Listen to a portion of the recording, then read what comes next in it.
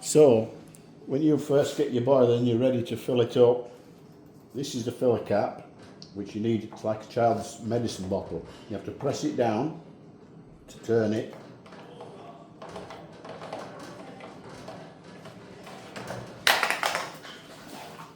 And then you're filling up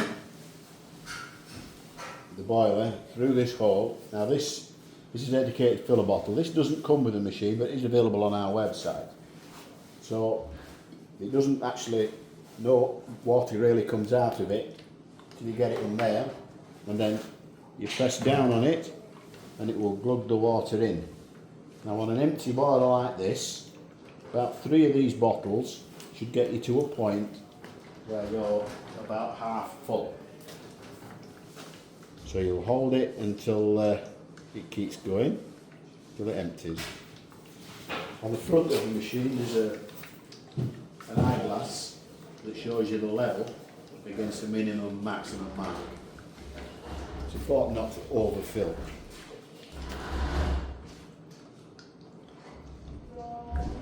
So now that that's finished, we can take that out. Nice and clean, no water everywhere, no spills on here getting, making everything go discoloured. Seal inside there, make sure the seal is intact and in good condition.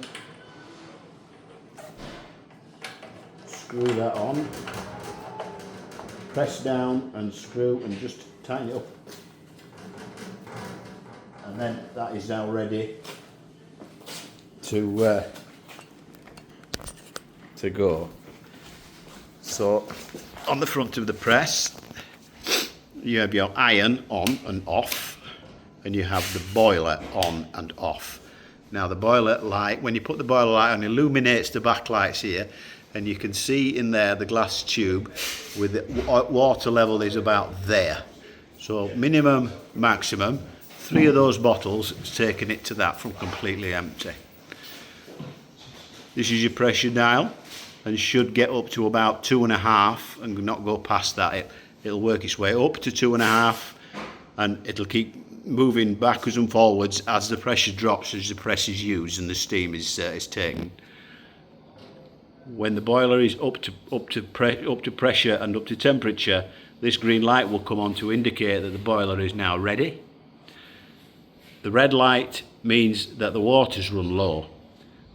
If the red light comes on, you need to switch off the boiler and fill it back up with water. It means that the water has got down below the minimum level and the element is getting too hot, and that will turn off the element.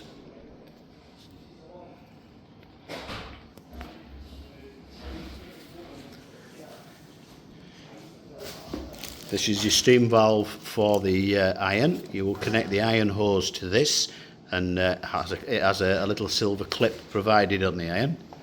This is the hole for the for this stand.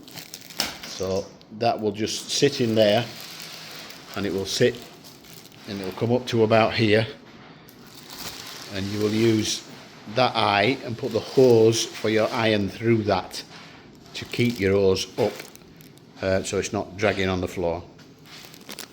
Thank you.